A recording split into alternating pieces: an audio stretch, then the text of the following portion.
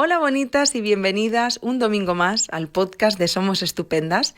Hoy vamos a hablar de un tema del que estoy segura que has escuchado hablar, que puede ser incluso que estés en esa situación y que no sabes ponerle nombre o te falta todavía mucha información al respecto. Hoy vamos a hablar de pocketing y reconozco que soy la primera en estar perdidísima en este tema, pero parece ser que es un tema que desgraciadamente cada vez está más en auge, cada vez llegan más personas a consulta con esta problemática y nos parecía importante darle voz. Hoy nos acompaña Marta, ella es psicóloga del equipo online de Somos Estupendas y como te decía antes, fuera de micro, me apetecía mucho hablar de este tema y tenía muchas ganas también de grabar un podcast contigo, así que gracias por estar aquí. Bueno, muchas gracias a ti por haber generado este espacio, por haberme invitado a mí y sobre todo por tener esta oportunidad de poderle poner palabra a esta situación que cada vez efectivamente vive más gente y que cada vez afecta a más gente. Porque sí, cada vez vienen más pacientes a consulta que han vivido este tipo de situaciones. Es muy fuerte, o sea, de hecho, conforme vayamos avanzando en el podcast, que yo he estado buscando así ligeras definiciones, aunque estoy aquí en plan abierta a aprender muchísimo de todo lo que nos vayas a compartir, pero es verdad que lo que leía decía, pero ¿real? ¿Esto está pasando? O sea, no es que dude ni muchísimo menos, pero me costaba creerlo. Marta, en el podcast siempre empezamos desde el principio, porque hay muchas personas que quizá no saben lo que es el pocketing, como yo, entonces es importante que podamos explicar en primera instancia qué es esto del pocketing. Totalmente de acuerdo. Pocketing suena como una palabra súper lejana, de un término como muy extraño. Técnicamente, pocketing en inglés lo que significa es como que te metes algo en el bolsillo. A lo que nos referimos con esta palabra es a aquellas relaciones que son relaciones consolidadas, en las que una persona oculta a la otra de su entorno, de sus amigos, de sus redes sociales y que es como si no existiera, como si no formara parte de su día a día. Esta palabra es una palabra que lleva usándose un año, por eso a lo mejor tampoco nos suena. Efectivamente cuesta mucho encontrar información al respecto, pero no es algo nuevo. O sea, es algo que lleva sucediendo mucho tiempo, pero que a lo mejor hasta ahora no le hemos podido poner palabra. Yo, es que además, lo siento, pero me quedo un poco en shock, porque realmente pienso, es muy fuerte. Y vamos a hablar también de las consecuencias, entiendo que todo esto puede conllevar. Pero mi pregunta es, Marta, ¿qué le puede llevar a una persona a llevar a cabo esta práctica? O sea, ¿qué le puede llevar a una persona a hacer pocketing a otra? Fíjate, normalmente pensamos en una única razón, ¿no? Pero en realidad son muchísimas y muy variadas. La que más se suele ver, la que más se suele hablar, sobre todo en redes, es una falta de compromiso. Pero no solamente es una falta de compromiso. Normalmente cuando en una relación alguien no está dispuesto a comprometerse con la otra persona, hay muchas veces que se debe a un miedo a que luego después la otra persona le deje, a un miedo al abandono, a un miedo a revivir relaciones previas. Pero además en estas situaciones de pocketing, también puede suceder que sea porque la ética o la moral o la cultura de esa persona no se ve reflejada en la relación que tiene, entonces se ve obligado a ocultarla, a ese miedo a que le juzguen, a ese miedo a no ser aceptado, pero también a ocasiones en las que esa persona tiene una relación paralela, en la que la relación que tú te piensas que es una relación principal, una relación de dos personas adultas en las que hay una confianza y una comunicación, realmente no es. Entonces tú te ves abocada a una relación de la cual no conoces ni siquiera las características. De hecho, de lo poquitísimo que yo sabía, que había leído sobre el pocketing, la razón que yo me podía imaginar más es tener una doble vida. Claro. Pero has dicho una cosa que me ha parecido muy interesante y de hecho me ha hecho pensar, claro que ha existido toda la vida. Pasa, por ejemplo, con el colectivo, si eres homosexual. Sí. O sea, si tú sabes que tu familia no va a aceptar que tengas una relación con una persona del mismo género, automáticamente lo que hago es, chao, la aparto de mi vida, o sea, en plan como no tengo pareja. Claro, o sea, sobre todo ya no es solamente el no tengo pareja, sino que a esa pareja no la haces saber cuál es tu circunstancia, sino que cuando te encuentras con amigos en la calle, hablas sin incluir a esa persona en la conversación o minimizas la relación que tienes. Entonces, claro, las consecuencias en el otro suelen ser muy grandes. El pocketing hay muchas veces que también se debe a que la propia persona no es capaz de reconocer que tiene esa dificultad de poderse diferenciar de su familia, en este caso que tú ponías el ejemplo de, a lo mejor mi familia no acepta que yo sea homosexual, pero claro, es que si a ti te gustan las personas de tu mismo género, pues Ya. hasta qué punto te está costando diferenciarte o estás llevando una doble vida, como decías. Claro, es que me está conectando mucho con una falta de responsabilidad afectiva. Totalmente. O sea, es como te quiero mucho, ok con tus miedos, ok con tus cosas, pero es que yo también existo y tengo unas necesidades y necesito también ser vista, ser reconocida y hacer de esto un vínculo real. Totalmente. En plan, ok, dímelo al menos, ¿no? Compárteme la situación en la que te encuentras y vemos de qué forma podemos enfrentarnos a esto, pero no hagas como si esto no estuviera pasando. Claro, la cosa es que las características, cuando en terapia aparecen muchas pacientes que tienen este tipo de situaciones, las características que he podido ver han sido que muchas de ellas, sus parejas, no tienen esa responsabilidad afectiva, que sus parejas tienden a evitar el poder confrontar. Entonces no es que esa persona tenga alguna dificultad más allá, sino que tiende a evitar el poder reconocer el punto en el que se encuentra. Entonces, si yo evito reconocer el punto en el que me encuentro, es imposible la comunicación entre nosotros como pareja. Es imposible que yo te pueda hablar sobre mis miedos, sobre esta dificultad para poderme diferenciar de mi familia si no aceptan el tipo de relación que yo quiero tener, porque evito esa comunicación. Menos mal que hemos hablado de esta parte y luego de la parte de las personas que lo viven, porque no me puedo ni imaginar lo devastador que debe ser estar en una relación así. De hecho, primero me gustaría hablar de qué señales nos pueden estar indicando que estamos en una relación de pocketing antes de meternos con las consecuencias. Uh-huh. Pero bueno, eso, porque quizá habrá personas que también un poco, yo creo que desde el constructo total y absoluto del amor romántico, especialmente, evidentemente las relaciones heterosexuales, muchas veces vemos cosas que no nos encajan, pero estamos ahí como cieguitas y es como, bueno, no, pero me ha dicho que es porque no sé el qué, ¿no? Totalmente. Lo has definido a la perfección.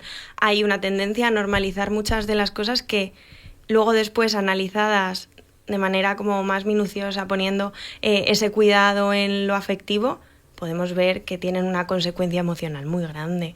Entonces, para que también la gente que nos está escuchando pueda entender o pueda tener claras cuáles son esas características, en el pocketing no sucede como en el ghosting, que de repente la persona desaparece y entonces eso es como la característica principal, ¿no?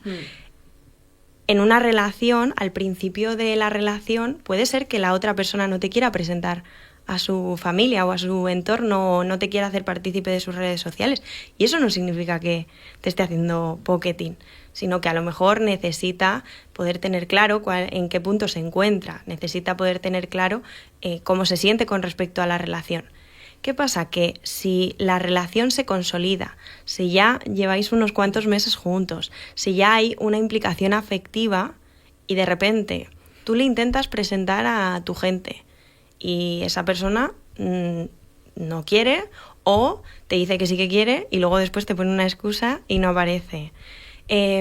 O, por ejemplo, te propone, esto también es algo muy típico, te propone quedar solamente en su casa o solamente en lugares lejanos a su domicilio, en sitios donde no os vayan a ver. Y la elaboración es, bueno, es que así podemos estar tú y yo juntos.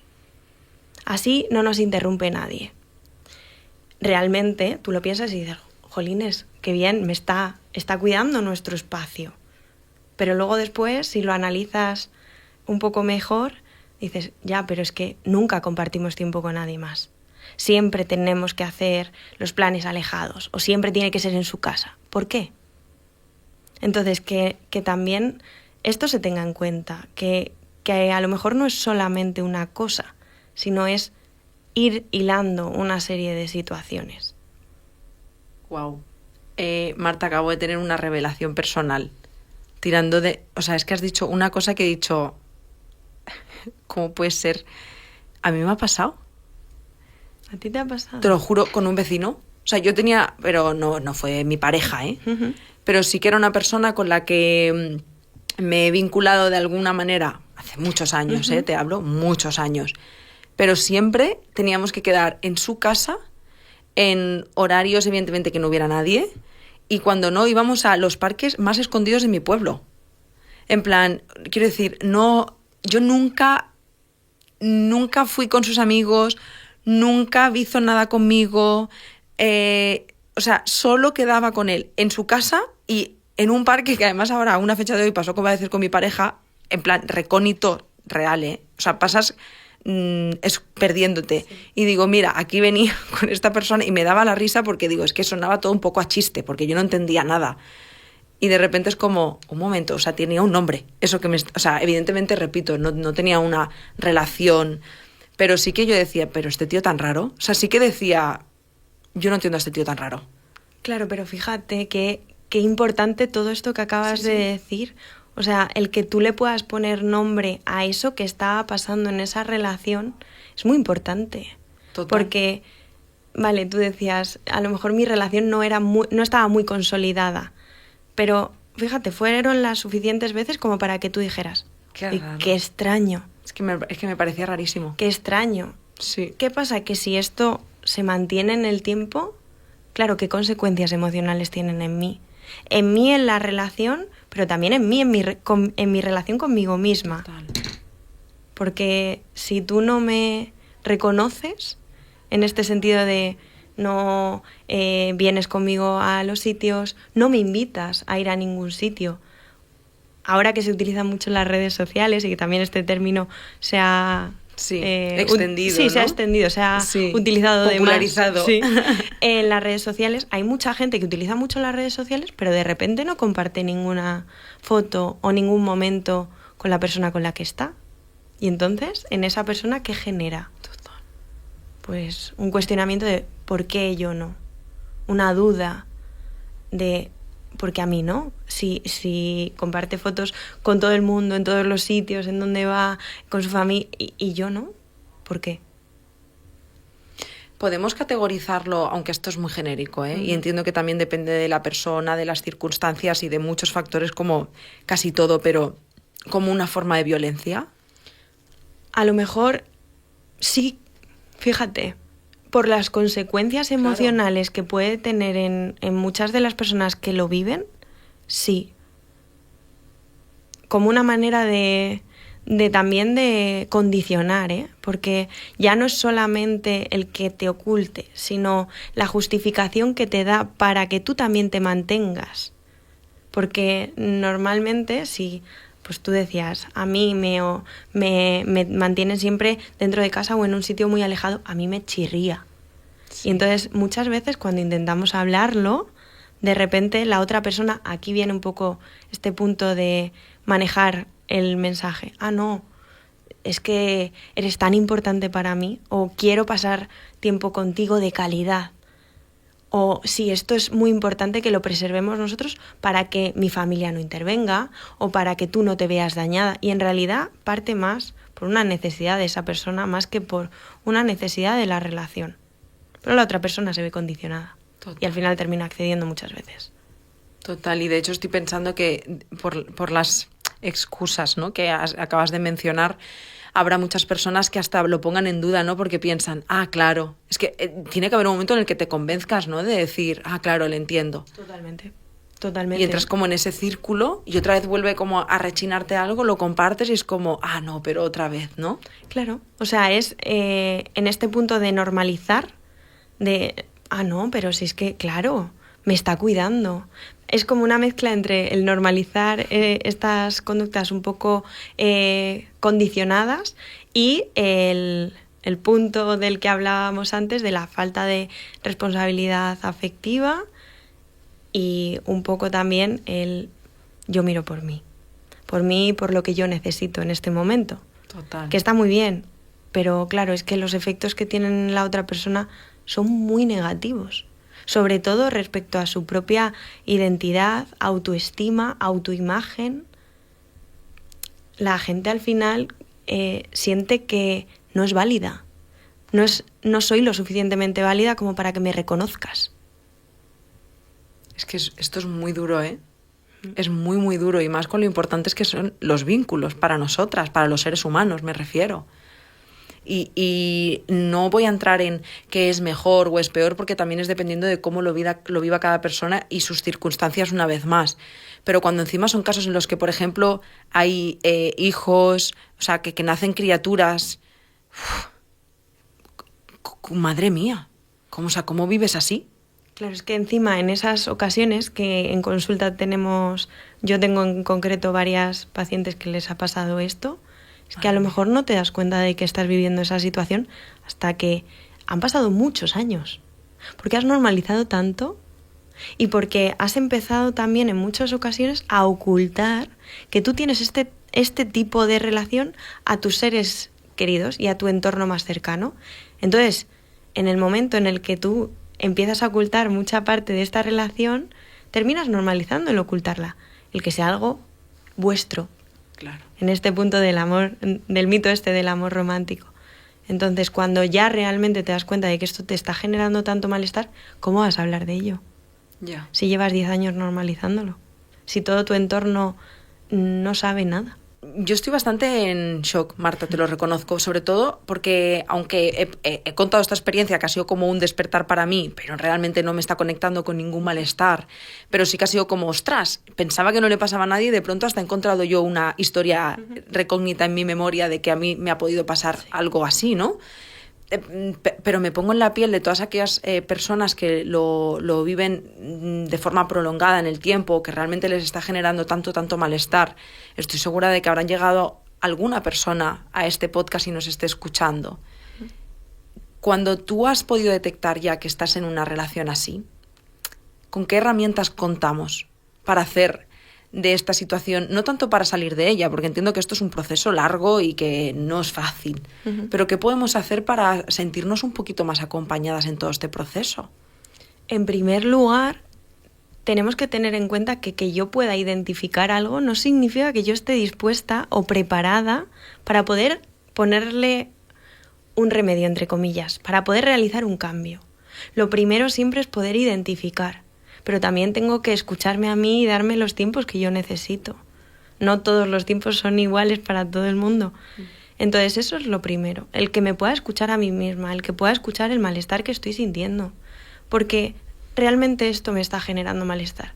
Puede ser que la otra persona minimice ese malestar, puede ser que la otra persona no lo valide, que le reste importancia, incluso que devuelva este punto de que se devuelve muchas veces de manera errónea, de no, estás loca, te lo estás imaginando, ¿no? Pero realmente tú lo estás sintiendo. Tu emoción es lo que es válido. Tú y yo podemos vivir una situación, la misma situación, en este momento. Tu emoción es una y la mía es otra. Y las dos son válidas. Entonces, qué importante es validarnos en nuestra propia emoción. Eso por un lado. Y luego, la comunicación en la pareja es esencial. Hay veces que la comunicación va a ser recíproca. Y si yo te devuelvo a ti, oye, a mí esto me está haciendo sentir así, tú a lo mejor puedes decir, pues no lo tenía en cuenta, pero podemos generar algún cambio. Hay veces que tú a lo mejor me dices, no, esto no es así. Pero tú al menos has intentado llegar a la otra persona y comunicarte.